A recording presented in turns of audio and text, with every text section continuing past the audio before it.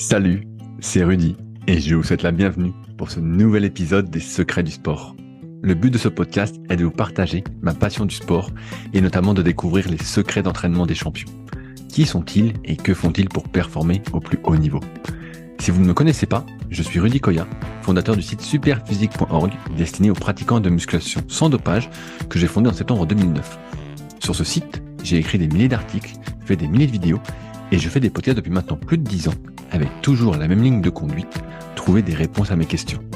Sur ce site, vous retrouverez donc une partie de ce que je propose, que ce soit en termes de compléments alimentaires destinés à améliorer votre santé, notamment bio, mais aussi une application, SP Training, des livres, formations, ainsi que du coaching à distance.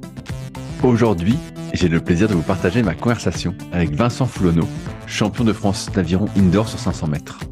Comme vous allez le découvrir, c'est un acharné de l'entraînement qui sait ce qu'il veut, en plus d'être un spécialiste du vieillissement de par son travail. Je me suis régalé et j'espère donc qu'il en sera de même pour vous. Bonne écoute. Salut Vince, t'as la forme ou quoi? Salut Rudy, bah ouais, très bien. Je vais beaucoup mieux depuis qu'il fait plus frais. Ah bon, tu supportes pas la chaleur? Je la supporte, mais ça me casse les bonbons quand même quand il fait chaud.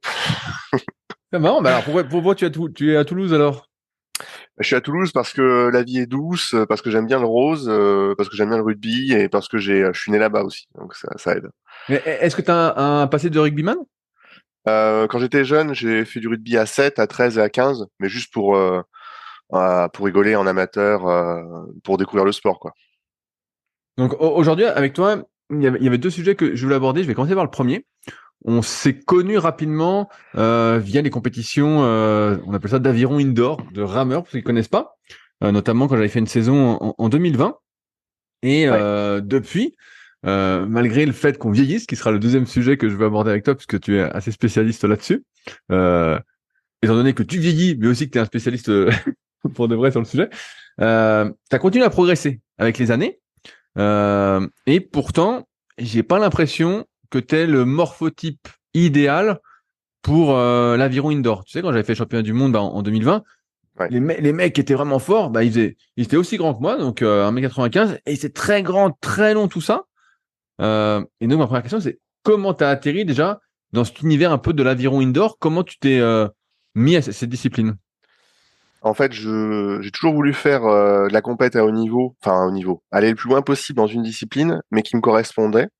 Et je voulais pas faire du rugby parce que je trouvais ça un peu trop violent pour moi. J'avais peur pour mes articulations. Je suis pas un athlète qui est très très bon en endurance, donc tout ce qui va être truc très long, même si j'adorais la course à pied à l'époque, c'était pas trop pour moi. Je suis pas non plus un athlète fort. Je suis pas un Pokémon Force comme ce qui me permettrait d'être bon en haltérophilie ou en powerlifting à très haut niveau. Je suis un espèce d'entre-deux, donc ce qu'on appelle les athlètes de puissance. Et du coup, je m'étais dit, bah, ce serait pas mal que je me mette au cyclisme sur piste, parce que c'est un truc que j'aimais beaucoup, enfin que je rêvais de faire. Mais malheureusement, à Toulouse, il n'y avait pas ça. Donc, j'ai réfléchi, et puis ensuite, on m'a proposé de manière complètement impromptue de faire des compètes d'aviron indoor pour essayer, parce que j'étais pas trop mauvais au rameur à l'époque. Enfin, voilà. Et à l'époque, j'étais très très très bon en cardio. Par exemple, je courais le 5 km course à pied en 20 minutes, mais je faisais 92 kilos. Donc, bon, pour les gens qui font de la course à pied spécifiquement, ça peut paraître pas forcément terrible comme score, mais quand on est lourd, c'est un très bon score. Et donc, je me suis dit que bah, j'avais le cardio, il me manquait plus qu'à m'entraîner spécifiquement et ça irait. Et voilà. Puis mes premiers championnats de France d'aviron indoor, j'ai cru que j'allais crever sur le premier 500 mètres que j'ai fait à fond. Ah Euh, merde. Ben, moi j'en ai déjà vu qu'on fait un peu des sortes de petits comas. Tu sais, quand j'organisais des compétitions au Super Physique Gym, donc ma salle à ouais, proximité d'Annecy, t'as des gars, des fois, ils arrivaient, ils s'étaient pas du tout entraînés pour le 500 mètres rameur qu'on mettait dans les compétitions. Et les mecs, ouais. ils allaient à fond. Et putain, ils finissaient dans les vapes, quoi. Vraiment, ils s'allongeaient, on les perdait quelques minutes, quoi, hein. Ouais, bah ça a été mon cas sur les premiers championnats de France. Ça m'a vraiment mis une claque parce que je pensais être bon en cardio, mais j'étais pas du tout bon en lactique. Et du coup, après, je me suis dit bon, je vais m'entraîner là-dessus. Je vais essayer de décortiquer tout ça. En plus, je trouvais ça très stimulant intellectuellement parce que la méthodologie d'entraînement de l'aviron au 500 mètres sprint il y a 6 ans était à faire parce qu'il y a personne faisait, chacun faisait ses trucs dans son coin.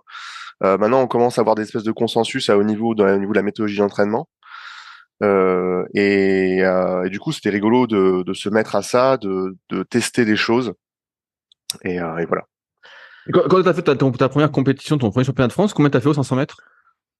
Une 23 points, quasiment une 24, une 23,6,7, je crois. Et donc là, tu dis que tu faisais 92 kilos lors de cette première compétition et tu mesures combien? Je fais 1m78. Ok, donc tu étais assez lourd pour ton gabarit, mais quand même assez léger comparativement au gars qui était devant, quoi. Il est assez petit, quoi. Ouais, totalement. Bah, en fait, en aviron indoor, t'as que deux catégories, hein, comme tu le sais, moins de 75 kilos et plus de 75 kilos. Et en fait, il y a une espèce de zone morte pour les athlètes qui pèsent entre 85 et, disons, 95 kilos, 100 kilos quasiment. C'est impossible de gagner. Enfin, en tout cas, c'est très, très compliqué de gagner quand on est trop léger, dans la catégorie haute, entre guillemets. Et donc là, bah, depuis, donc ça fait 6 ans, donc c'était 2017, ton premier championnat. Aujourd'hui, tu fais combien sur le 500 mètres? Alors, mon meilleur temps réalisé, mais c'était à l'entraînement, c'est une 16,0 exactement. Et mon meilleur temps en compétition, c'est une 17,2. C'est le record de France Master, c'est ça? C'est le record de France Master, sachant qu'en élite, le record de France, c'est une 14,9 ou une 14,8, un truc comme ça. Ouais, mais c'est par Vincent, et Vincent, bah, il fait après ma taille, et il est plus lourd que toi, et il a tous les avantages Ouais. pour faire de l'aviron indoor. Et d'ailleurs, il s'était mis à l'aviron tout court, et je sais pas trop ce que ça donne, je sais pas si tu suis un peu, mais J'avais entendu cette histoire, mais après, c'est pas du tout le même sport, hein, l'ergomètre et le bateau. est-ce que tu as déjà essayé sur l'eau? Moi, j'avais été essayé justement au club à côté de chez moi, à Annecy, à Annecy-le-Vieux exactement, et j'avais été très surpris parce qu'effectivement, ça n'a rien à voir, quoi. Le transfert ne se faisait pas du tout, car bon, en une séance en tout cas, ne se faisait pas du tout, pardon. Ouais, ouais, il y a la composante technique est bien plus importante sur le bateau. Moi, je déteste ça. J'avais déjà testé avant de commencer l'aviron indoor, parce qu'en fait, enfin, c'est tout bête, hein, mais comme je suis dos à la direction où je vais, moi, je supporte pas ça. Je préfère le kayak. Ah. Tu vois, typiquement.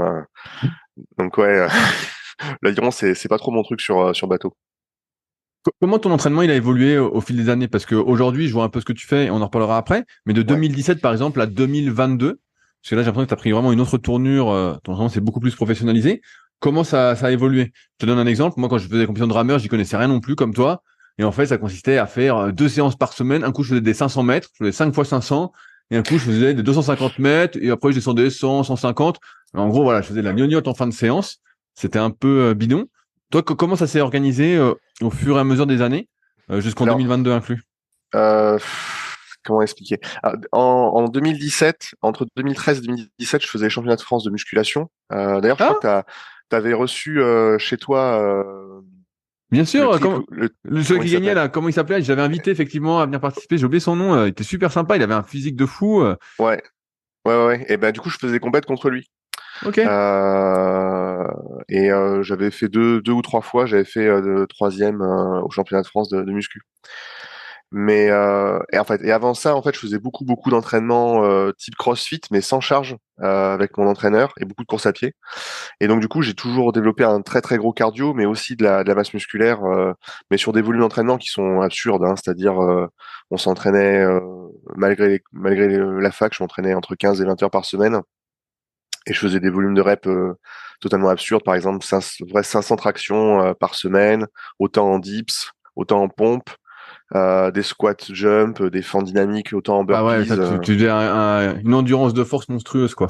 Voilà, c'est ça. Donc je m'étais dit que ce serait pas mal, tu vois, pour l'aviron de maintenir ça, mais peut-être de rajouter un peu de charge. Donc du coup, la première année, ce que j'ai fait, c'est que j'ai continué plutôt plus ou moins la même méthodologie que me donnait mon entraîneur avant cela. Donc beaucoup de volume, un peu moins de volume, parce que quand tu commences à faire, parfois je faisais des trucs du genre 300 squats à 40 kilos, à 50 kilos ou à 60 kilos, pour être un peu plus puissant. Et qu'est-ce que je faisais aussi Et sur le rameur, tu faisais quoi alors? sur le rameur, je faisais les trucs du 8 x 500 mètres avec 2 minutes de pause. Je faisais parfois du sprint sur 100 mètres seulement. Mais je faisais comment dire, deux, trois entraînements de sprint par semaine, dont l'un d'eux était toujours à la mort, hein, c'est-à-dire en mode lactique. Un des entraînements les plus durs que je faisais, c'était trois blocs. Premier bloc, c'est 6 fois 100 mètres avec 10 secondes de pause à balle. Tu te reposes 7 minutes. Ensuite, 5 fois 100 mètres, 10 secondes de pause à balle. Tu te reposes à nouveau un certain temps. Et 4 fois 100 mètres avec 10 secondes de pause. Ok, Voilà. et ça, parce que tu parlais d'un coach, c'est quelqu'un qui te planifiait ça ou c'était de toi? Non, non, ça c'est de moi. Enfin, c'était de moi. C'est en partie de moi. En fait, comment dire, celui qui m'a vraiment initié au monde du sport de haut niveau, à la haute intensité, etc. Ça a été un peu comme un père spirituel pour moi. Il s'appelle Serge Moreau. C'est un professeur de sport agrégé de sport à la faculté Pierre et Marie Curie. Et c'est lui qui m'a vraiment entraîné à faire des volumes considérables. Et c'est lui qui m'a entraîné dans le plaisir de l'effort et de l'intensité. Mais c'est pas lui du tout qui m'a coaché ni pour la muscu d'ailleurs, parce que il s'en fichait un petit peu, hein, lui il faisait ça juste pour le fun, ni pour l'aviron. Pour ce qui concerne les sprints, le sprint d'aviron indoor, là, cette méthodologie-là, c'est parce qu'en fait j'ai remarqué que, enfin, c'était con à l'époque mon raisonnement. Comme j'avais failli crever sur le 500 mètres rameur et que du coup c'était très lactique, je m'étais dit il faut que je reproduise progressivement cette sensation de lactique. Et j'avais testé plein de protocoles différents. Et ce protocole-là me mettait vraiment, vraiment, vraiment dans le mal, mais me traumatisait pas autant qu'un 500 mètres pur. Donc c'était comme ça que je suis arrivé à ça de manière complètement empiriste. Alors après ça a évolué, hein, mais en tout cas c'est ça que je faisais la première année de compétition. Et donc des volumes absurdes. Et pour vraiment ne plus revivre cette espèce de petite mort, de crise cardiaque annoncée sur les 200 derniers mètres. Je vois exactement ce que tu veux dire. On se rend pas compte, hein, c'est une zone noire. Moi, Mais j'avais mon. en fait, c'est l'effort le plus dur. Hein. Pour moi, ça vaut un 400 mètres en athlétisme. Le Ouais, 500 mètres au rameur, c'est l'effort le plus dur que tu peux faire d'un point de vue cardiaque, musculaire. Après les championnats de France et qui avait fait office aussi de championnat du monde en 2020, j'ai mis 20 minutes à récupérer, quoi. Hein. Pour moi, j'étais mort, quoi. ouais, mais en fait, je me suis penché sur la question, tu vois, pour faire un équivalent sur la course à pied, etc. En fait, je pense que c'est même plus dur que le 400 ou le 800 parce que tu utilises les bras également, et donc du coup, t'as pas de tamponnage de Ouais, l'activité d'autres parties du métabolique. corps, quoi. Ah ouais. C'est ça, voilà. Et du coup, le mur est vraiment d'une violence inégalable par rapport à d'autres sports. Le mur lactique. Qu'est-ce que je voulais dire? Oui, bah du coup, en fait, je me suis rendu compte que alors, à la fin, à l'issue de cette année-là, de première année d'entraînement, ça allait mieux. C'était pas la joie, mais ça allait un peu mieux. Et l'année suivante, c'est là que toi, t'étais là, c'était pour les championnats du monde en 2020. Moi, c'était 2020. 2020. Ouais, c'est ça. Et là, pour le coup, j'avais réussi à atteindre cet état où, bah, du coup, je subissais plus mon 500. J'aurais pu maintenir l'allure que j'avais sur ce jour de compétition, encore 100 mètres, c'était pas trop gênant pour moi. Donc, j'étais très content, c'est une petite victoire. Mais par contre, les derniers 100 mètres, je voyais que j'avais du jus, mais je voulais encore accélérer, mais j'étais impuissant, littéralement. C'était le mot qui m'était revenu, qui avait résonné dans ma tête pendant des jours et des jours après ça. Je me sentais impuissant, au sens où j'avais pas la force pour développer plus de watts, et ça me hantait. Donc je me suis dit, c'est pas possible, il faut que tu développes plus de force. Et bah, du coup, on va faire de la force. Donc là, j'ai amorcé des entraînements de force durs. En muscu, donc, directement, ou même sur le rameur? Non, non, que en muscu, donc squat lourd. Et alors, je préfère le tirage d'haltéro au deadlift parce qu'il y a une composante de vitesse dans le tirage et posturale qui. Qu'est-ce que ça s'appelle tes tirages d'haltéro pour ceux qui connaissent pas? Alors le tirage haltéro, c'est pour les gens de coup, alors en haltérophilie, vous avez l'arraché et l'épaulé jeté. La position, on va prendre l'épaulé jeté. La position de départ de l'épaulé jeté, on a le dos bien droit, on regarde droit devant soi, et donc quand on tire la barre vers soi pour la monter et l'épauler, donc la mettre sur ses épaules, on est vraiment dans les jambes. Le dos évidemment est très engagé, mais c'est pas un espèce de deadlift de strongman où on regarde le sol et où la tête s'aligne avec le dos. Non, non, on regarde droit devant soi, on a les omoplates serrées. C'est une condition, c'est une situation qui est un peu difficile en termes de gainage. Et en fait, l'intérêt pour un haltérophile, c'est que dans cette posture-là, lorsqu'on arrive en fin de course, lorsque la barre s'approche de notre bassin, on peut encore accélérer, mettre un coup de hanche et du coup faire monter la barre jusqu'aux épaules. T'avais donc identifié deux mouvements pour progresser en force au rameur ou t'en avais identifié d'autres aussi? Bah, après, j'en avais identifié trois, donc le squat, le tirage, et puis le rowing. Alors que ce soit le seal rowing ou le bend rowing, tu sais, le tirage Ouais, euh, pour le dos, pour le classique. dos. Ouais, je sais pas si c'est un nom en français, le seal rowing, le tirage planche. Ouais, moi j'ai tirage planche en aviron, bah justement ils disent tirage planche, en kayak aussi, moi j'appelais ça le rowing planche, mais tous les noms. Et alors justement, avant de, de chercher à développer plus de force dessus, quels étaient tes perfs sur ces exercices-là? Tu te Alors, souviens? au squat, j'ai toujours eu un deadlift absurde. C'est-à-dire que je crois que j'avais... Alors, en deadlift pur, hein, pas en tirage. En deadlift pur, j'avais un truc comme 2,50. Ok, donc t'étais vachement fort. Donc c'est une super perf pour ceux qui savent pas, mais c'est une super perf. Voilà. Mais par contre, en tirage, quand j'ai commencé à prendre le tirage, mon meilleur tirage, c'était 140, 150. Ok, donc au squat t'avais plus de mal alors? Et oui, du coup, au squat, à l'époque, mon RM, c'était aux alentours de 150, 160. Ah ouais, donc ouais. Bah je vois quand tu fais du squat que d'un point de vue, je sais pas si c'est mobilité ou morpho-anatomique, on voit que t'es pas très à l'aise au squat. Ouais, non, j'ai des grosses difficultés là-dessus. Je suis pas très très mobile au niveau des chevilles. Je suis plus fort en dos. J'ai des segments faits pour plus pour le Et, deadlift et, que. et, et donc au tirage planche, tu mettais combien à cette époque-là? Au tirage planche, quand j'ai commencé, j'avais un RM à 100. Ok, ouais, donc là t'étais pas très fort. Ouais. Là, ouais, juste pour le coup, là t'étais pas fort du tout. Non, du tout, du tout, du tout. Et donc là, sur cette année-là où t'as vraiment cherché à prendre de la force, t'as gagné combien sur ces exercices-là? Alors, le tirage, je suis passé de 150 en tirage à un truc comme 240. Ah ouais, non, t'as explosé, ouais. Ouais, c'est absurde, complètement absurde pour le tirage. Le squat, pas tant que ça. Le squat, je suis monté à 200. Ouais, mais c'est bien aussi. Ah bah attends, c'est bien, c'est un super progrès. Oui, oui, non, bien sûr. Non, mais bien sûr. Mais après, je suis vraiment un nazi de l'entraînement, hein. C'est-à-dire que je fais tout ce qu'il faut pour m'entraîner. Je me repose, je mange correctement. Je fais vraiment tout ce qu'il faut. Donc, pour le coup, et puis j'imagine que j'ai une bonne génétique, donc ça m'aide un peu Et, aussi. et, et sur le tirage planche, t'es arrivé à faire plusieurs répétitions à 100 kilos ou même mieux encore? Oui, oui, bah le tirage planche, j'avais un RM à 140. Ah ouais, donc t'avais hyper progressé. Et donc là, à l'issue de ces progrès en force, est-ce que tu arrivais à tirer plus de watts, justement, et à faire un meilleur Ouais. temps au 500, ou t'avais lâché l'entraînement, on va dire, lactique entre guillemets, et en fait, tu t'écroulais? Ah ben, en fait, ce qui s'est passé, c'est que du coup, le lactique, j'ai à nouveau pris une baffe à la compétition suivante, mais j'ai quand même gagné mes premiers championnats de France. C'est-à-dire que j'ai fait une 17,4, un truc comme ça. J'ai gagné 2 secondes et demie sur mon 500 mètres en un an. Ah ouais, donc ça valait le coup, là. Ouais, là, ça valait le coup. Et là, j'ai compris un truc, c'est que quand on est petit, en fait, les grands rameurs peuvent se permettre d'avoir une fréquence plus élevée sur le sprint, parce qu'ils n'ont pas besoin de mettre une amplitude max sur le mouvement, ce qui leur demanderait des contraintes mécaniques énormes. Et par contre, quand on est petit, donc, on peut pas se permettre d'avoir une fréquence trop élevée. Mais par contre, chaque coup doit compter, et donc il faut être extrêmement fort physiquement. Est-ce qu'à ce moment-là, tu faisais, parce que pareil, moi, c'est un truc que j'ai découvert bien après mon passage rapide dans l'aviron indoor, à faire des séances, tu sais, à telle cadence, pour justement, nous en kayak, on appelle ça travailler l'appui, mais travailler la force de chaque coup. Est-ce que tu as commencé à faire des séances comme ça après? Ouais, en fait, il y a un Anglais qui s'appelle Chris Scott, je crois, qui est Oui, je vois un ancien lanceur de marteau, ouais, et qui fait beaucoup d'aviron indoor, qui est qui est monstrueux. monstrueux, c'est un des meilleurs mondiaux là-dedans. Il a arrêté cette année, mais peut-être qu'il reprendra plus tard. Et du coup, lui, c'est un grand fan de ça. Et donc, je me suis inspiré de ses entraînements. J'avais discuté un petit peu avec lui, et il m'avait dit il avait 2 repères. C'était le 500 mètres sprint lent en cadence lente et le 1000 mètres. Donc, je m'étais entraîné là-dessus, mais l'année suivante après. Et alors, est-ce que tu as Euh, regagné encore, parce que de 1,17,4, en changeant un peu ton entraînement ce coup-ci, est-ce que tu as regagné encore? en un an, j'ai regagné après, du coup, 1 seconde à peu près. Ah ouais, ouais, Euh, super. ouais. Ah bien.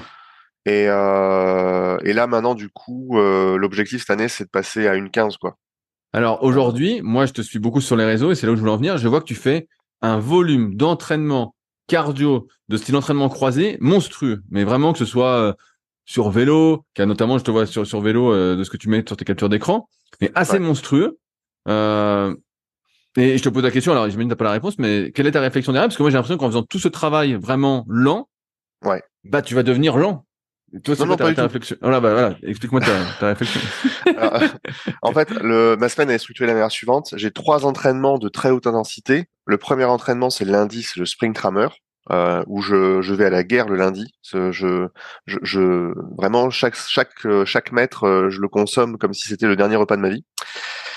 Le mercredi, c'est le squat, c'est tout ce qui est jambes, squat lourd. Mais cette année, je fais plus du front squat que du back squat, parce que j'ai une meilleure sensation sur le front, au niveau de la développement de la force, et parce que j'ai atteint un peu un espèce de plateau de verre sur le back squat. Et donc, faire du lourd en front me permettra de mieux progresser en back. Et pour le tirage, je fais ça le vendredi, mais le tirage, j'ai atteint ce que je voulais. J'ai 280 en tirage Ah sans ouais, ceinture. c'est énorme. Ça commence à suffire. Je veux pas monter plus que ça. Je pense qu'en plus c'est pas la fois où j'ai fait 280, je me suis dit si je vais au-delà de 300, je pense que ça va être compliqué pour les articulations. Bref, qu'est-ce que je veux dire? Donc et du coup autour de ça, donc ça me permet d'être fort, donc d'aller très très vite sur 100 mètres, 200 mètres, 250 mètres. Mais par contre, pour tenir le très très long, je me suis rendu compte, donc là, les 250 derniers mètres, en fait, la seconde moitié du 500, faire du lactique une fois de temps en temps, c'est bien, pas tout le temps. Faire de la VO2 max, c'est totalement inutile dans mon cas. La meilleure chose que je puisse faire, c'est faire du très très long, donc de la zone 2. Et par rapport à ça, c'est grâce à Sean, c'est Sean qui m'a éclairé, Sean Seal de la chaîne Upside Strength, avec sa zone 2. J'ai le fait de développer ma zone 2, mon endurance fondamentale, ma FTP sur 1 heure et compagnie, ça me permet de simplement reculer le mur lactique que je prends sur 500 mètres de quelques secondes. Et là, je commence d'ailleurs à avoir des bons chiffres, enfin des chiffres. J'ai une bonne estimation de ce qu'il faut faire du coup maintenant pour avoir un 500 mètres sans trop prendre le mur. Il faut que je fasse des séances de 3 heures de zone 2 et idéalement par rapport à ce que je fais, il faudrait que je les fasse à 200 watts. Bon, j'y suis Ok, pas, hein, mais alors je vais te demander justement, pourquoi tu fais pas ces séances à basse intensité directement sur le rameur, sur le côté plus spécifique, et que tu choisis de les faire sur le vélo? Est-ce qu'il y a une alors raison particulière? ah ouais, je suis incapable de tenir 3 heures sur un rameur. Même 1 heure, j'ai déjà fait 1 heure une fois. J'ai perdu mes mains, j'avais plus de gainage, plus de dos pendant une semaine. En plus, comme tu dis, le fait de le faire sur rameur spécifiquement, comme le rameur est un sport de puissance où il faut être explosif sur chaque coup, si tu t'habitues pendant des heures à avoir un mouvement lent, neuromusculairement parlant, et comme tu dis, tu deviens lent sur le sprint. Alors que le vélo, c'est très différent. Tu peux faire du vélo, pour moi, c'est d'un point de vue mental, nerveux, c'est pas du tout la même chose. Mais le rameur, non, non. J'ai essayé c'était l'année dernière, de faire du long sur rameur, sur entre une demi-heure et 50 minutes. Et la seule chose que ça faisait, c'est que ça me faisait perdre mon gainage et ça me fatiguait beaucoup trop pour la force. Et ça me faisait pas tant progresser que ça pour le cardio. Donc je me suis dit, je vais faire plus de volume sur le vélo. Et comme ça, au moins, j'économise la fraîcheur de mon gainage pour la force. Donc là, ça correspond à quel volume d'entraînement en termes d'heures par semaine? De quoi, la zone 2? Non, non, tout confondu. Ah, ouais, je suis à entre 20 et 25 heures. C'est énorme, non? Ben, c'est-à-dire que de base, j'ai 8 heures de zone 2. Donc déjà, ça fait un gros morceau. La force, c'est quoi? C'est donc la séance de sprint, c'est 1 heure. La séance de bon après, il y a les temps de pause. Hein. Euh, le squat, c'est 2 heures, 2 heures et demie. Le tirage, c'est pareil. Sachant qu'après la séance de tirage rajoute encore 1 heure de tout ce qui va être traction lestée, muscle up, Mais c'est des ça, trucs. j'ai vu que tu étais assez fort sur les tractions lestées, justement. Ouais, mais ça c'est grâce à mon entraîneur. J'ai pendant 10 ans, j'ai fait 500 tractions par semaine. C'est absurde l'endurance que j'ai développée par rapport à ça. Grâce ou à cause, hein, parce que. Ouais, gras, j'ai envie de dire plutôt, là. Mais ouais. Et après, je fais aussi. J'ai remarqué que faire du push press et des épaules, donc des chaînes antagonistes au tirage, me donnait une meilleure tenue au niveau des épaules sur le rameur. Donc je fais ça maintenant aussi en plus. Euh, donc ça c'est pareil, c'est une séance dédiée qui dure 2 heures, sachant qu'après je rajoute 5 heures de prophylaxie, un truc comme ça. Donc prévention des blessures, tous ces exercices à la con, les mollets, le tibia antérieur, les adducteurs, les fessiers, les lombaires, les abdos, j'en fais tous les jours. Tout ce que tu nous montres pas, c'est en story, quoi. Ben, c'est des trucs qui sont pas très sexy, mais je le précise hein, en général. Hein, je dis plus 1 heure de muscu par-ci. Je parle souvent le terme prophylaxie dans mes stories. Hein.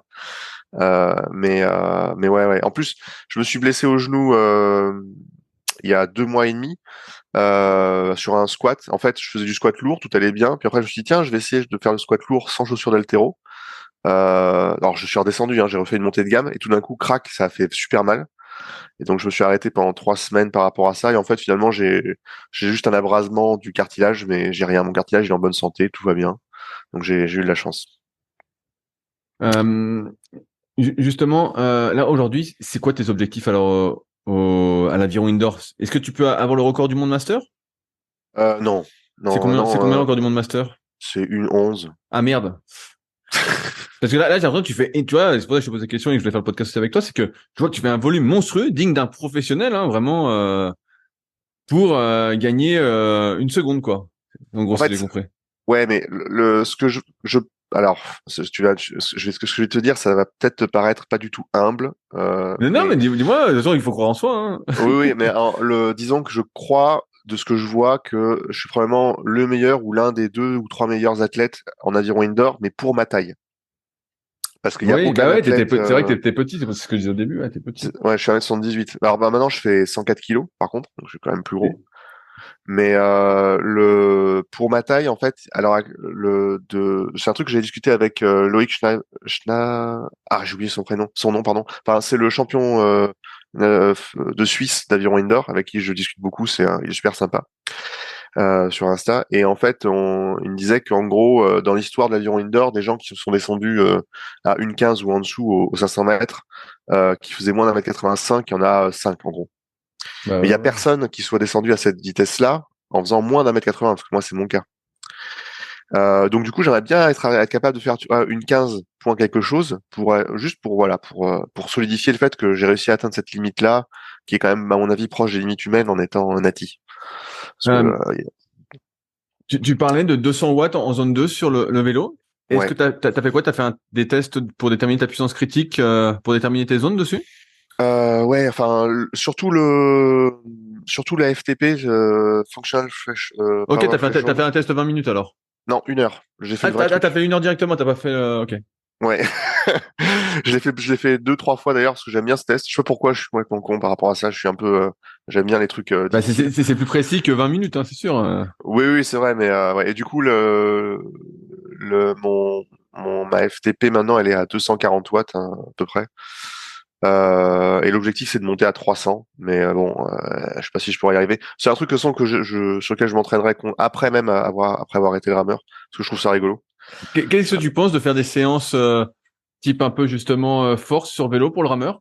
Tu vois, j'avais interviewé Hugo Beuret, qui est en équipe de France d'aviron. Ouais. Et moi, pareil, pour que j'avais fait, ça j'en ai pas parlé tout à l'heure, mais cette saison d'aviron indoor, je faisais 1 fois par semaine du vélo, donc du bike erg, en poussant comme un malade et tout, en faisant vraiment des sprints, on va dire, dessus. Et je trouvais que ça m'aidait, tu vois. Est-ce que ça, c'est un truc que tu as essayé ou t'essayes pas du tout?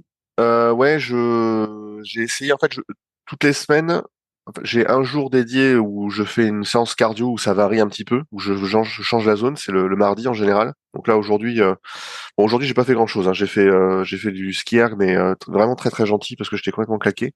Mais normalement du coup je varie. Donc soit c'est une semaine ça va être du ski erg en je sais pas moi du 10 fois 1 minute on 1 minute off. Une autre fois ça va être du 4 fois 5 minutes à l'éco-bike avec 3 minutes off. Une autre fois, ça va être du bike erg en 4 fois 4 minutes, 4 minutes on, 4 minutes off, vraiment VO2 max, des trucs comme ça. Ou du sprint, bon, c'est plus rare le sprint en général. Et en fait, je sais pas si ça m'aide. Ce qui est sûr, c'est que la variation du stimuli m'aide à voir où sont mes défauts, et ensuite j'accentue pour corriger ces défauts. Ouais, c'est Mais je, intéressant tout cet entraînement croisé. En fait, tu varies vraiment beaucoup les ergos, quoi. ouais. Par exemple, le ski erg, je me suis rendu compte que en faisant du ski erg, que j'avais une chaîne abdominale devant qui était pas très très forte en fait. Et en fait, comme le ski erg est vraiment un mouvement antagoniste au rameur au niveau du buste, si tes abdos sont pas très forts sur le ski erg, ça veut dire qu'ils seront pas forcément très forts sur le rameur pour la tenue du buste. Et d'ailleurs, c'est à cause de ça que depuis 2 mois là, je fais des abdos comme un connard. Et ça m'aide vraiment. Je sens une très grosse différence là sur le rameur. Hier, j'étais vraiment pas en forme parce que j'ai eu des euros toute la journée. Enfin, c'était voilà. Et j'ai réussi à faire quand même un 200 mètres en 28 secondes, c'est-à-dire à 1,10 de moyenne. Donc maintenant, j'arrive à maintenir ce genre de wattage. Donc c'est à peu près 1,10, c'est 1000 watts à peu près, un peu plus, de manière consistante, sans même en étant fatigué. Donc c'est ça. Je m'entraîne et dès que je vois qu'il y a un truc qui va pas sur des variations d'entraînement, bah, j'essaye de corriger. Mais je pousse pas non plus la machine inutilement. C'est-à-dire, j'essaie pas de chasser plusieurs lièvres en même temps. J'en chasse un et je le corrige. Et une fois qu'il est corrigé, je passe à un autre. C'est quoi le plus bas temps que t'as vu en instantané? Là, tu parles d'une 10, t'as déjà vu une 5? Bah, attends, pour qui? Pour moi? Ouais, toi. Ah, mon meilleur, ouais, c'est 1,06. 1,06, ah ouais, tu tires comme un fou. Ah ouais, putain, tu tires comme un sac. Maintenant, pas tant que ça, en fait, parce que tu prends Cameron Warham, par exemple, le vice-champion du monde, je crois qu'il est déjà descendu à 59 Ouais, mais ou bon, 50. il fait plus de 2 mètres. Moi, je l'ai vu à côté de moi, le type, et il fait au moins 115 kills, quoi. Ouais. Enfin, ouais, C'est... 120, ouais, par là. Ah ouais, le type est énorme. Et justement, je voulais revenir sur ton poids. Tu disais que tu faisais 92 kilos au début, là, tu fais 104 kilos. Ouais. Moi, j'avais remarqué aussi, quand je faisais ces compétitions de rameur, bah, j'avais grossi exprès pour la compète, parce que je voyais que ça m'aidait. Ouais. Est-ce que toi, c'est aussi une stratégie que tu as utilisée et dont tu t'es rendu compte que le poids t'aidait énormément? Ben, en fait, au début, en fait, à l'époque où je passais ma vie à faire du cardio, je faisais 91, 92 kilos. Donc, quand j'ai commencé à faire de la force, j'ai explosé, je suis passé à 100 kilos. Voilà. Et ensuite, bah, j'ai un petit peu optimisé encore un peu la prise de masse pour monter. Mais cette année, tu vois, typiquement pour les championnats de 2022, j'ai voulu monter et bulker parce que je me suis dit que c'est quand même vraiment très utile. Et je suis monté à 108, mais j'étais grassouillé. Mais est-ce que tu étais plus fort sur Euh, le rameur? ben oui, j'étais plus fort sur le rameur, mais je me sentais pas bien physiquement et au niveau en termes de santé, je me sentais je sais pas, c'était pas très agréable malgré le fait que je fasse énormément de cardio. Et donc en plus je me suis créé une addiction au sucre qui m'a bien fatigué, bien énervé parce qu'il fallait que je m'en débarrasse pendant 2 mois, ça a été compliqué. Donc j'ai décidé là après ça que j'allais pas bulker comme un abruti, j'allais juste m'entraîner normalement, avoir le poids que j'ai. Donc là, tu vois, je suis redescendu à 104. Parfois, je suis à 103. Parfois, je suis même à 102. Et je me préoccupe plus du poids maintenant. La seule chose qui m'intéresse, c'est la perf. Parce que au bout d'un moment, enfin, tu vois, je suis à 1,78, je suis à 103, 104 kilos, donc je suis à plus Plus 20, 26. 26, c'est déjà beaucoup. Je suis à mes limites hein, physiologiques. Si j'essaie de prendre plus, je suis assez persuadé que ce sera délétère pour ma santé. Là, tout à l'heure, tu parlais de petites douleurs au genou. Ouais. Euh, Est-ce que tu as d'autres petites douleurs avec cette pratique bah, hyper intensive je pense que personne n'imaginait pour en aviron indoor, quoi. Aucune. Moi, ma spécialité, c'est la prophylaxie. Donc, dès que j'ai une petite douleur, alors ça arrive, hein, je la corrige, je ne force pas dessus. Donc, à l'heure actuelle, non, je suis en parfait état de santé. Mais par contre, bien sûr, parfois, j'ai des petites douleurs au genou ou alors à la cheville, aux avant-bras. Ça arrive souvent, des espèces de tensions extrêmes dans les avant-bras. Et donc, du coup, si je cumule trop de travail dessus, ça me fait des contractures et donc derrière possiblement des tendinites. Et du coup, comme je le vois arriver, parce que je commence à avoir un certain nombre d'années d'expérience, je stoppe tout de suite, je masse, j'en parle à mon kiné parce que j'ai un kiné que je vois une fois par semaine, une kiné, et voilà, ça se règle gentiment. T'as quel âge aujourd'hui, Vince? J'ai 35 ans. Est-ce que tu penses que tu as encore une grosse marge de progrès? Parce que on va venir un peu à ce deuxième sujet, le vieillissement. Tu es plutôt un expert sur le sujet. Moi, j'ai tendance à penser que, de mon expérience personnelle, en tout cas, je sens au fil des années que les choses se dégradent, même si je fais de plus en plus d'efforts et que ça va progresser un petit peu dans certaines activités. Est-ce que toi, Ouais. tu sens une différence avec les années qui passent?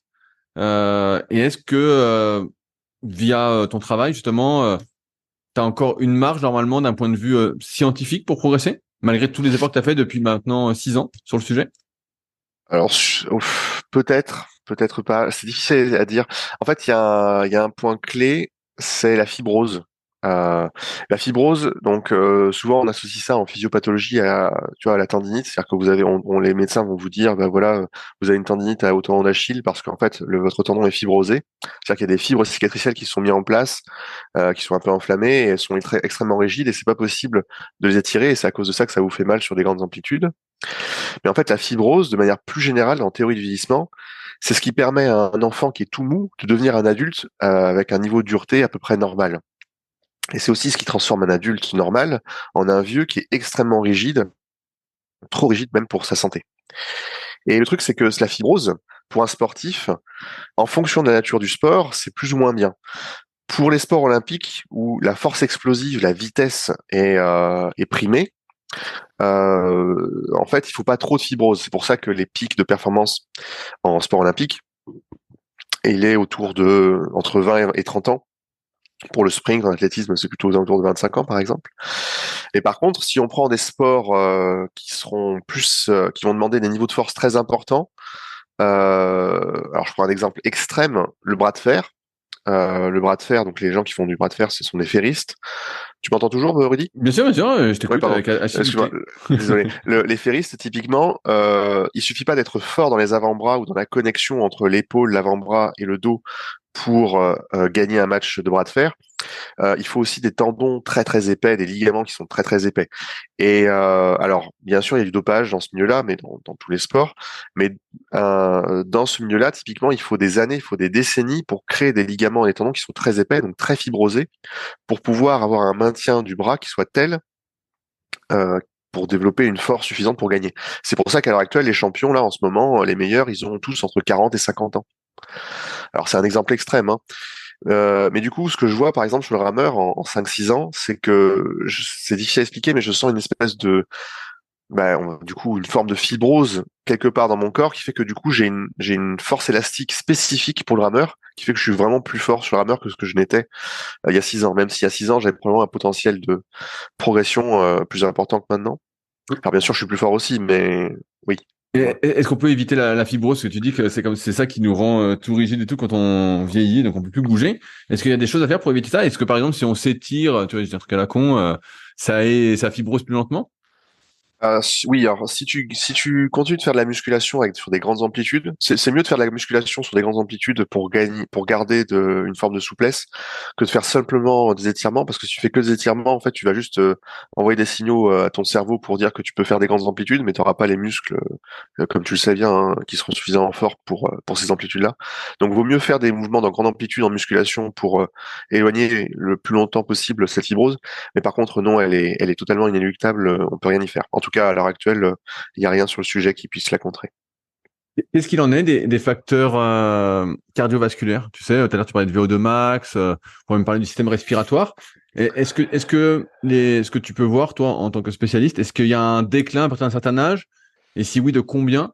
Alors oui, Euh, je vais donner des chiffres précis. ah voilà, fais-moi rêver. Euh, en gros, donc on a quand on étudie la modification des performances en fonction de l'âge chez les êtres humains, donc ça explose jusqu'à entre 20 et 30 ans, ça atteint une espèce de plateau légèrement descendant à partir de 30 ans, jusqu'à 40 ans, 40, 45 ans, et ensuite ça décroît et ça accélère. La décroissance décélère exponentiellement jusqu'au jour où finalement on passe l'arme à gauche. Il faut distinguer les sports de force et les sports de cardio parce on est créatures d'endurance, donc bon, on y reviendra plus tard pour la force, mais pour le cardio, on peut maintenir des niveaux de VO2 max ou de qualité cardiovasculaire qui sont très élevés très longtemps. Pour te donner une idée, en fait, il y a des chiffres qui ont été, il y a des, donc, pardon, des chiffres, des, euh, des calculs qui ont Constatation? été faits, ouais, des constatations qui ont été faites sur ce sujet-là. À 55 ans, tu peux avoir le même cardio que tu avais lorsque tu avais 15 ans à peu près, entre 15 et 17 ans. Mais si t'as pas de cardio à 35 ans et que tu veux le développer, entre guillemets. Alors tu peux totalement, mais par Ah, contre ça va être très long et tes facultés d'adaptation seront beaucoup plus lentes parce que justement ton cœur commence déjà à être un peu fibrosé, ton système commence à être un petit peu fibrosé, donc les adaptations seront plus lentes. Mais c'est totalement possible, il y a aucun souci. Tu ouais, peux quand même atteindre ton maximum. je pose cette question parce que souvent on entend qu'à partir d'un certain âge, en fait, tu fais que perdre et avec l'entraînement, en fait, tu ne fais que lutter pour ne pas perdre, tu vois. Et donc, je me pose la Euh, question pour celui qui démarre tard, tu auras une activité. Donc, moi, je le vois en muscu, vu que c'est le principal de mon travail. Mais ouais. si tu commences une activité tard, on voit bien que tu as quand même une marge de progression. C'est pas parce que tu as 40 ans que tu n'as jamais fait de sport avant que tu vas pas progresser parce que tu as 40 ans. On voit bien que tu as des années de progrès devant toi. Et donc, je me Ouais, pose la question pour le cardio. Est-ce que toi, tu avais remarqué oui, malgré tout? c'est le cas aussi pour le cardio. Je prends une analogie. Imagine que ton maximum théorique dans ta vie que tu puisses atteindre sur une discipline, c'est 100. Une unité arbitraire, c'est 100. Et que ça c'est ton maximum théorique, mettons à 25 ans. Et à 55 ans, mettons que ce maximum théorique, il est à 80. Ce qui est quand même pas mal, hein, c'est 20% Ouais, au-dessus du ouais. max, voilà. Mais comme tu t'entraînes pas là-dessus, quand tu commences l'entraînement à 45 ans, t'es à 30. Mais du coup, de 30, tu peux aller quand même jusqu'à 80. Je Tu vois, vois? je vois. Tout à fait. Mais j'ai une autre question là. Et est-ce que physiquement, il y a des chiffres aussi? Moi, j'ai pu remarquer, bah, Tu sais, j'étais un grand lecteur quand j'étais gamin des mondes du muscle, tout ça, et on voyait souvent des anciens qui parlaient, tout ça, ils disaient voilà, il y a des muscles qui partent, des muscles qui restent plus facilement, tout ça. Ouais. Euh, et est-ce qu'il y a des chiffres sur la perte de masse musculaire? Oui, il y en a. Ça suit exactement la même courbe que. Alors, en fait, le problème c'est que les chiffres sur la fonte musculaire sont un peu, à mon avis, tronqués parce que ce qu'on a, c'est sur des athlètes de haut niveau et comme du dopage, il y a une espèce de cassure gigantesque qui a lieu aux alentours de 45 ans. Je suis pas sûr que cette cassure statistiquement elle soit naturelle, mais bon, ça c'est difficile à dire. Ce qui est certain, c'est que on peut maintenir des taux de masse musculaire qui soient assez élevés, mais toujours pareil, suivant cette norme qui est qu'on a un pic qui est un peu plus tard d'ailleurs pour la masse musculaire, qui est plutôt aux alentours de 30 ans, 30-35 ans pour les hommes. Et on peut maintenir ça pendant très très longtemps, et pareil, au bout d'un moment, ça décroît gentiment, inéluctablement, ce qu'on appelle la sarcopénie, la fonte de la masse musculaire. Je me souviens de ce terme, malheureusement. Euh, donc, moi, la vraie question, alors, c'est comment on fait pour ralentir, entre guillemets, je sais pas si on peut dire le vieillissement sportif, tu vois, pour continuer à progresser malgré les années? Est-ce qu'il y a, parce que là, toi, par exemple, je prends ton exemple, tu fais un volume monstrueux que tu faisais pas auparavant. Est-ce qu'on est, par exemple, condamné à en faire plus, toujours plus pour continuer, à progresser, Alors, et pour ne pas perdre? j'ai toujours fait un volume monstrueux, c'est juste que maintenant je me suis diversifié et spécialisé. Mais depuis que j'ai 20 ans, je fais 20 heures d'entraînement par semaine. Ah ouais, ah, c'est énorme. Mais par contre, en fait, ce qui était très important aux yeux de mon entraîneur, c'était les facultés de récupération. Et selon lui, pour récupérer, parce qu'en fait, oui, c'est un truc ça devrait peut-être intéresser. Mon entraîneur, il avait 54 ans quand il m'entraînait, et il était capable de faire 80 tractions dynamiques. Il était capable de monter le Mont Ventoux en moins de 2 heures, enfin en 1h40, truc comme ça. Enfin, il avait des capacités cardiovasculaires absurdes, des capacités d'endurance absurdes. C'était un athlète exceptionnel et qui faisait ça depuis qu'il était petit parce qu'il avait, je sais pas, une espèce de flamme en lui pour faire du sport comme ça. Et attends, je suis en train de me perdre. Oui, Les capacités de récupération, tu me disais. ouais, lui, son dada, il m'a toujours dit ça, c'est que si tu veux pouvoir maintenir des hautes qualités physiques, il te faut des hautes qualités de récupération pour pouvoir t'entraîner énormément. Et en fait, pour développer ces qualités de récupération, la seule méthode, c'est de progressivement augmenter le volume. Pas l'intensité, mais le volume de rep. Alors ça peut paraître très contradictoire avec le fait que si on fait trop de volume, on peut bousiller les articulations. Mais encore une fois, en fait, si on fait les choses progressivement et que on ne va pas dans la douleur, on ne va pas trop dans l'inflammation, c'est-à-dire qu'on ne s'entraîne pas sous la douleur, en fait, il n'y a aucun souci. Mais Euh, est-ce qu'il y a une limite en termes de temps quand même? À partir de, même peu importe l'intensité, à partir de laquelle, duquel ça va devenir néfaste? par rapport à quoi? La durée de l'entraînement à basse intensité pour augmenter tes capacités de récupération, est-ce qu'il y a une limite de temps au-delà, duquel ça va devenir néfaste? Je pense que pour la majorité des gens, cette limite de temps, elle n'existe pas vraiment parce qu'on est tous contraints par le boulot. Et que donc en gros si les gens ils peuvent y consacrer 20 heures par semaine, il n'y a pas de souci, Progressivement, hein, bien évidemment. oui, très très progressivement, hein. Ouais, non, c'est des trucs qui se construisent sur des années et des années, hein. Tu passes pas à 20 heures d'un coup, sinon tu prends juste une tarte et puis tu tombes malade et puis voilà. Mais oui, tu te blesses sinon. Mais oui, il y a probablement la limite en fait, c'est une question de temps à mon avis, c'est une question d'alimentation, c'est une question de repos aussi parce que la moitié du travail c'est le repos et à un moment donné, quand tu t'entraînes dur 10 heures, il faut dormir 10 heures ou 12 heures.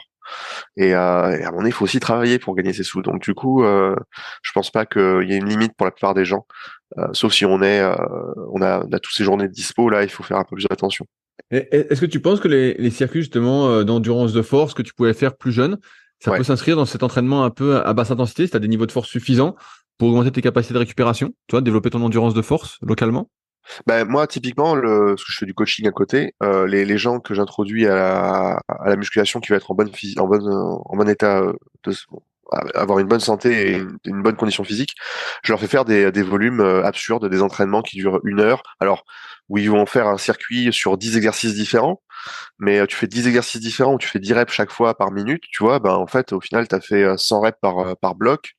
Du coup, il se développe à la fois un très bon cardio, une très bonne endurance musculaire. Alors c'est sans charge au début, ça se fait vraiment à poids de Ouais, corps. bah, j'imagine que tu fais 10 fois 10 sur traction, c'est déjà pas mal. Oui, oui, alors évidemment attraction, mais même ça peut être tu sais au tirage horizontal aux anneaux, tu vois, Ouais, bien sûr. Je vois. mais donc ouais, ce volume-là te permet d'avoir des effets très très rapidement bénéfiques sur ta santé. Et la raison profonde derrière, c'est parce qu'on est des créatures d'endurance et que donc on réagit très très bien au volume avec peu de récup. Voilà. Et sur l'alimentation, Ouais.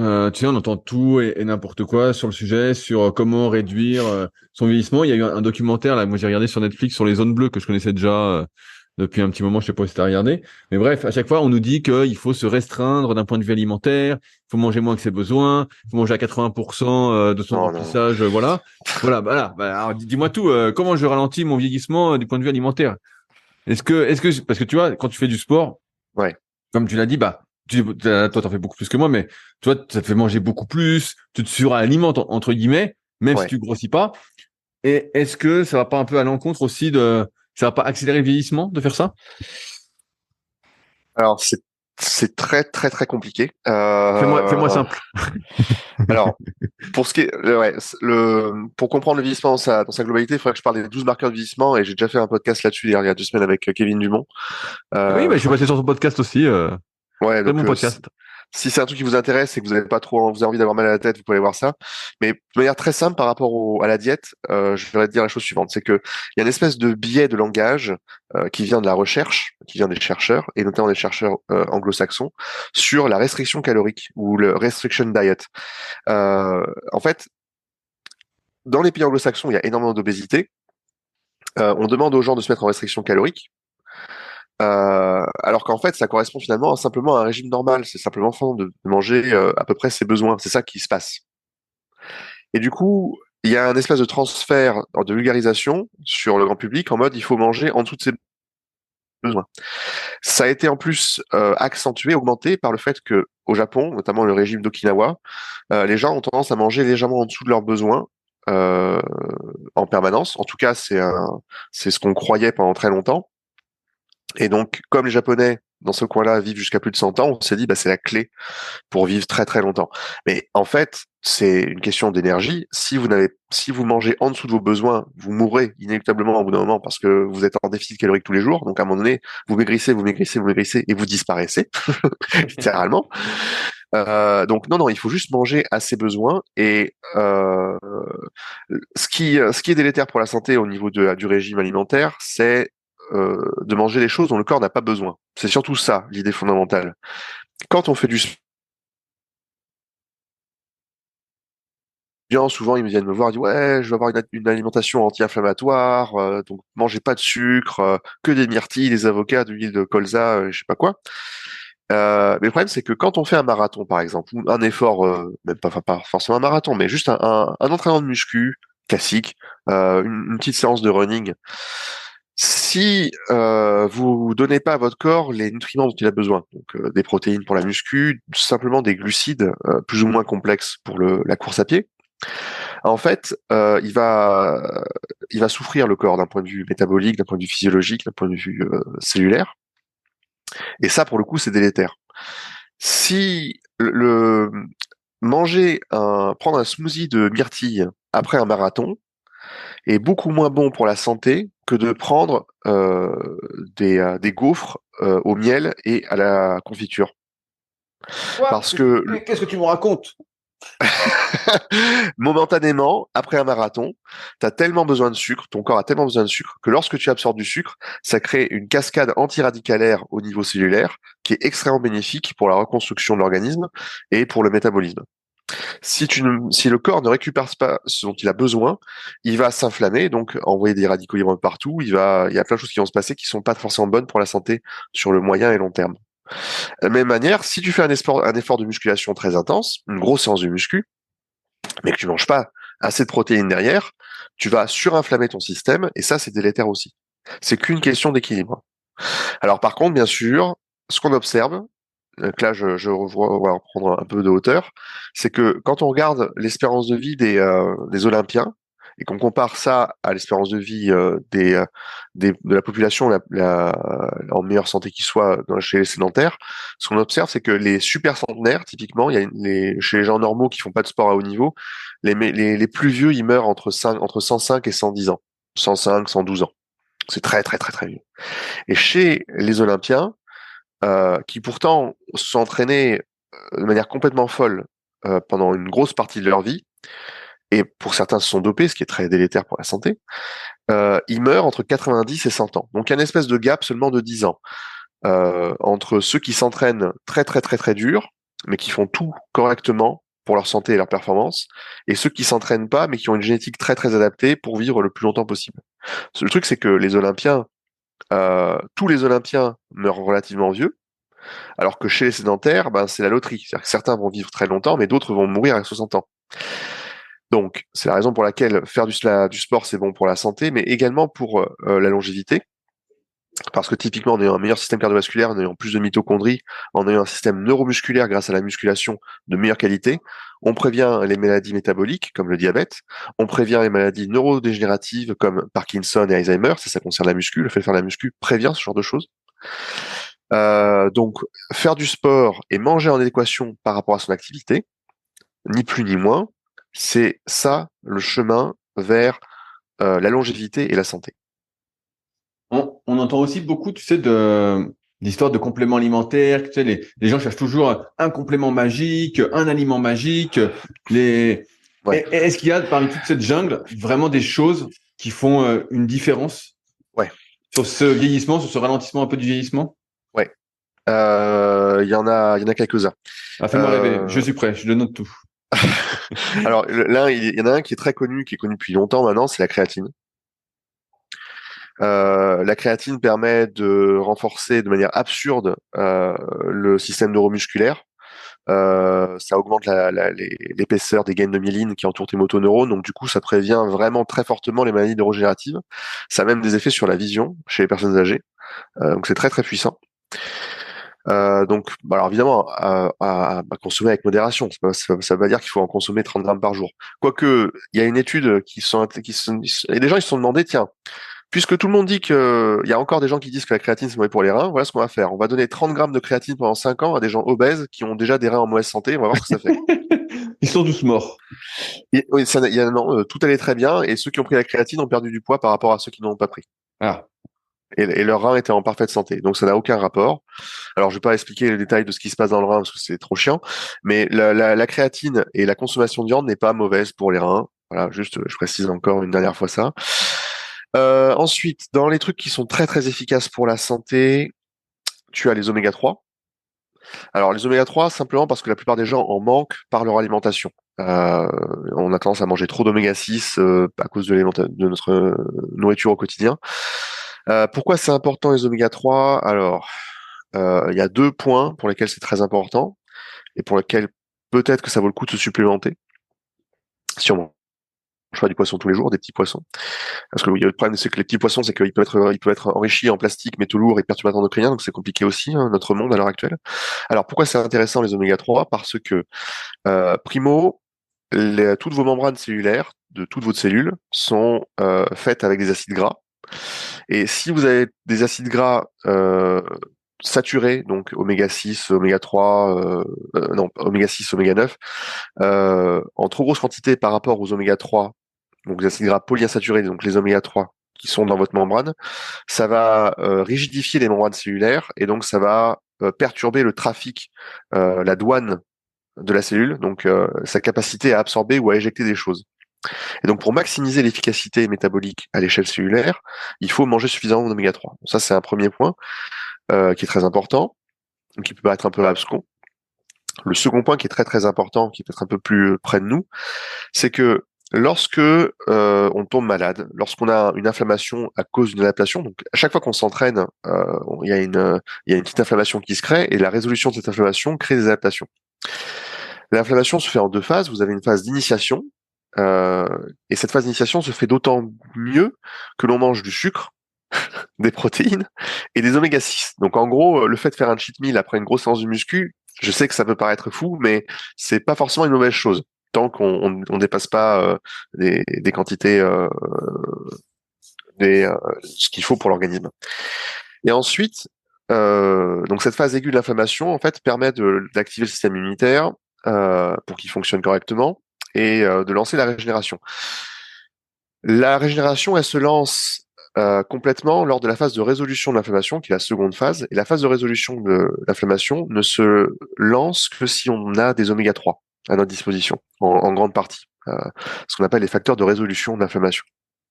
Si on n'a pas ces facteurs-là, donc des oméga 3, l'inflammation ne s'éteint pas, le feu de forêt continue, et là, pour le coup, ça peut devenir chronique et ça peut devenir grave, ou en tout cas mauvais pour la santé momentanément, voire grave sur le long terme. C'est la raison pour laquelle on voit des différences entre les gens qui font une séance de muscu, qui ont des courbatures pendant 3 semaines, et d'autres qui, en fait, ont des courbatures pendant seulement une semaine. Ça peut être une explication immunitaire simple, qui est qu'en fait, il y en a parmi entre les deux groupes, il y en a certains qui mangent beaucoup plus d'oméga 3, et les autres pas assez. C'est parce que la résolution de l'inflammation ne se fait pas correctement chez un groupe que chez l'autre, par rapport à l'autre. Donc les oméga 3, c'est important. Donc la créatine, les oméga 3. Dis-moi un troisième. Un troisième, c'est la coenzyme Q10. Ok, alors pourquoi? Alors, la coenzyme Q10, c'est un truc, c'est une molécule qui est utilisée dans la chaîne de transport des électrons dans les mitochondries. Et les mitochondries, en fait, c'est un truc qui est très utile aux mitochondries. Et les mitochondries, ça sert à utiliser l'oxygène qu'on absorbe pour la convertir l'ADP en ATP, donc créer du potentiel énergétique dans nos cellules, et donc pouvoir bouger. Si vos mitochondries sont en mauvaise santé, qu'elles sont moins fonctionnelles, ça a des conséquences, ça peut engendrer quasiment toutes les maladies connues pour l'être humain. Donc il faut toujours avoir des mitochondries en bonne santé. Et c'est la raison pour laquelle l'entraînement cardiovasculaire est indispensable. Malheureusement, donc dans son fonctionnement, la coenzyme Q10 fait partie des molécules qu'on a du mal à synthétiser avec l'âge, en vieillissant. Et donc la supplémentation en coenzyme Q10, surtout si on fait du sport en plus d'ailleurs, peut être très très utile pour rester en très bonne santé. Et c'est quelque chose, moi j'en prends à l'heure actuelle, parce que c'est plus pour la performance, mais j'en prends à l'heure actuelle. Et c'est quelque chose, la coenzyme Q10, dont on commence à être déficitaire à partir de 45-50 ans. Et pour te donner une idée, bon, je sais pas que ça te fasse peur, mais typiquement la coenzyme Q10, on en produit à peu près 3 grammes par jour dans le corps, entre 2 et 3 grammes. À partir de quoi on en produit? Est-ce qu'on peut privilégier certains aliments qui vont favoriser justement cette production endogène? Et malheureusement, il n'y a aucun aliment, c'est que de la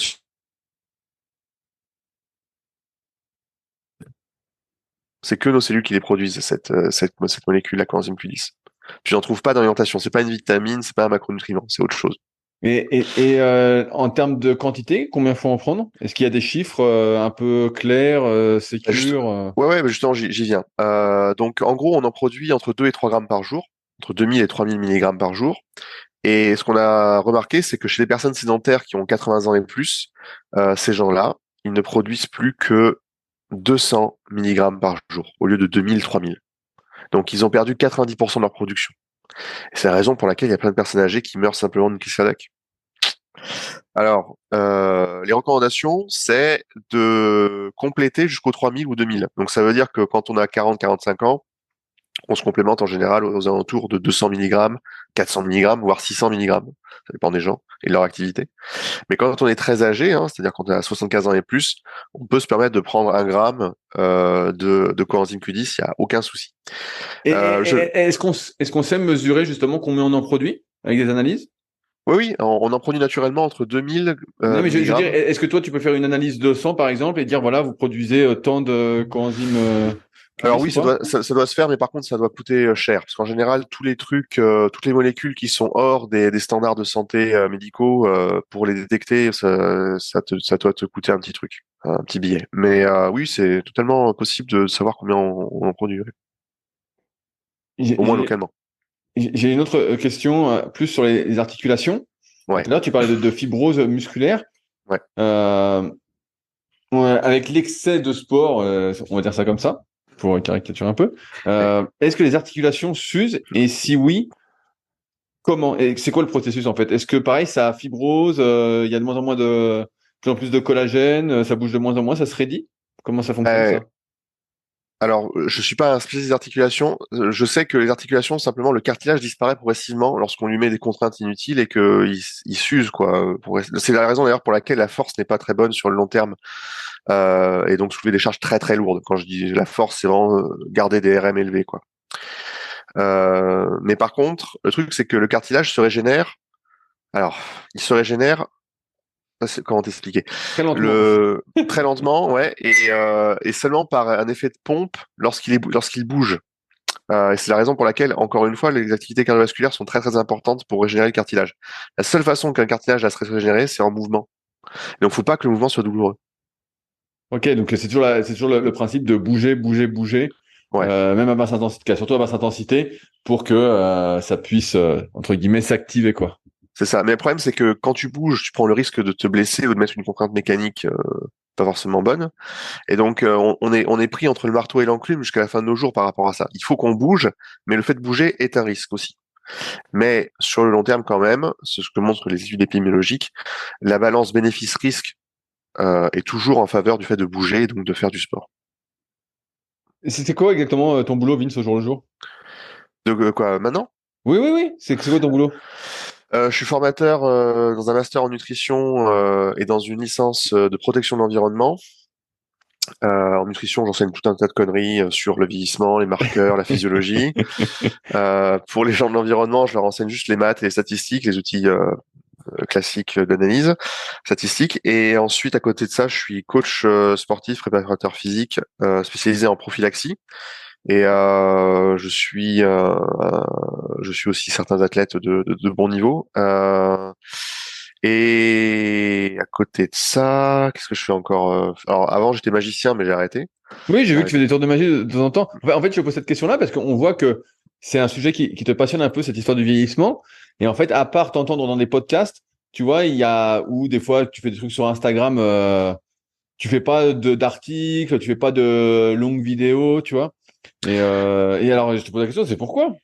Pourquoi je sais pas bien. Quand est-ce qu'on peut bénéficier de cette expertise? Bah, vous pouvez me contacter sur Instagram et on peut en discuter. Moi, j'aime bien discuter avec des gens comme toi, tu vois, qui ont de l'expérience et du bagou dans le domaine du sport. Et puis voilà, ça suffit. Après, je suis très occupé parce que j'ai quand même plusieurs boulots en même temps et j'ai pas la foi de moi-même de faire des vidéos d'1 heure sur tel et tel sujet. En plus, je pense que comment dire, je pense que de manière générale sur tu vois, l'entraînement physique, etc. Le sujet est quand même relativement bien couvert Ouais, mais par là, par des, exemple, sur l'alimentation, on voit que là, je t'ai arrêté parce qu'on fait un podcast, voilà, et ouais. pour pas faire trop long non plus, mais on voit que tu peux dérouler, dérouler, dérouler. Et je sais pas, les auditeurs, je pense, se manifesteront aussi, mais je pense qu'ils seraient intéressés, tu vois, d'en savoir encore plus. Moi, j'écoute tous les podcasts où tu passes, donc voilà, à chaque fois, je vois que, tu vois, moi, je t'ai emmené sur d'autres sujets, entre guillemets, sur d'autres trucs que j'ai essayé en tout cas, et on voit que tu en as encore en réserve, quoi. Donc, Ouais, ouais. Bah, après, j'enseigne en master en nutrition. Il faut bien que je me connaisse un petit peu en alimentation. ce master nutrition, c'est où? C'est ça à Toulouse, donc? Il y a des gens, quoi, à Toulouse, ouais. Je crois qu'il y a des gens, j'ai vu ça sur YouTube, qui font déjà des trucs pas trop mal sur ce sujet-là. Donc bon, après peut-être que, ouais, il y a on a juste des choses très intéressantes sur l'alimentation qui débunkent des mythes. Mais tu vois, par exemple, lorsque j'en étais au symposium à Nevers, j'avais fait une petite vidéo, une micro-vidéo avec Flequino, celui qui est sur TikTok, sur le beurre de cacahuète à un moment donné, notamment. Et c'est parti. Je me suis fait lyncher. Parce que c'est difficile d'expliquer des sujets compliqués en 5 minutes. Et Ah, tu leur dis, c'est pourri, et puis c'est tout. ouais, ouais, non, bien 30 sûr. Non, mais secondes, ça suffit. j'ai gardé, je reste sur sur ce que je pense. Mais c'est juste que, tu vois. Je pense qu'il y a différents niveaux de complexité au niveau de l'alimentation et que à partir d'un certain niveau, qui est plutôt le niveau qui moi m'intéresse, c'est mieux de faire ça sous forme de podcast une fois de temps en temps, mais je pense que ça plairait les gens peut-être si je faisais une chaîne là-dessus. En tout cas, ça serait beaucoup de temps d'investi pour pas tant d'efficacité que ça. Mais bon, après c'est mon point de vue. Ouais, Dans tous les cas, ouais. là, j'essaie de me justifier, mais surtout parce que je pense que j'ai pas envie Ouais, de ouais, faire ça. bien sûr. Non, mais je te pose la question parce que car moi, tu vois, je serais intéressé si tu avais, par exemple, une rubrique, je sais pas, un Patreon ou un truc un peu payant, tu vois. Moi, ça n'aurait pas de mettre un peu de sous pour suivre des trucs, tu vois, que tu mettrais de temps en temps, ou, tu vois, pour se tenir un peu à jour, quoi. Ouais. Mais encore une fois, je préfère, tu vois, qu'on se trouve un sujet, qu'on en discute tranquillement en podcast. En plus, je trouve ça beaucoup plus vivant, tu vois. Moi, enfin, tu vois, j'ai fait des petits posts Instagram sur les marqueurs de vieillissement. Faut que je les finisse d'ailleurs. J'ai pas encore pris le temps pour ça. Mais ça m'emmerde un petit peu. Je préfère discuter. C'est beaucoup plus vivant avec des gens bien. C'est mieux, je trouve. Bon, alors, si les gens après ce podcast veulent en savoir plus et discuter avec toi, Vince, comment ils font? Bah, ils me contactent sur Instagram. Puis voilà, en général, je suis assez réactif. C'est quoi ton Instagram? Mon Instagram, c'est Vin Health Standard. Alors, Health comme la santé. comment tu l'écris? C'est Health? TH, ouais, health, c'est pour santé en anglais. Et standard, ben, standard. Et il y a des tirets entre les deux. Et voilà. Ok, donc ça, c'est le moyen le plus simple de te contacter? Ouais. Eh ben, Ouais, ok. ouais, c'est plus simple. Ouais. Et bah, super, Vince. Bah, je te prends pas trop de temps parce qu'on est déjà en soirée et je sais pas toi, mais la dernière fois, tu m'as proposé de faire le podcast hyper tard et moi, je dors tôt. Je dors tôt. Mais en tout cas, bah, c'était super intéressant. Tu vois, j'avais plein de questions et toi à te poser. Ça m'a pas mal éclairci. Bah, en fait, t'es une bête, quoi. En fait, je vais résumer le truc. Ce sera le titre du podcast, c'est une bête. En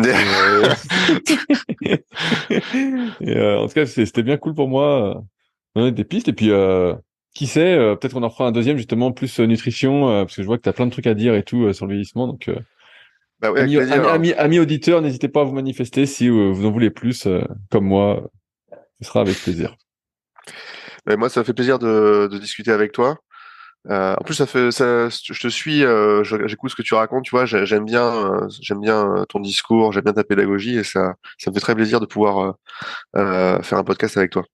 Bah ouais, bah peut-être un deuxième alors. Bah, super. En tout cas, Vince, merci encore à toi. Et puis de toute façon, nous on se tient au jus. Et puis pour les auditeurs, n'hésitez pas à vous manifester, pardon. Salut à tous. Si vous êtes encore là, c'est sans doute que l'épisode vous a plu. Dans ce cas, je vous invite grandement à m'aider à faire grandir ce podcast en mettant une note de 5 étoiles et un commentaire d'encouragement sur l'application de podcast où vous l'écoutez et plus particulièrement sur l'application podcast d'Apple. Cela m'aidera d'autant plus à accueillir les meilleurs athlètes et spécialistes français de l'entraînement grâce à la crédibilité que vous me donnerez. En attendant, je vous souhaite un bon entraînement et à la semaine prochaine.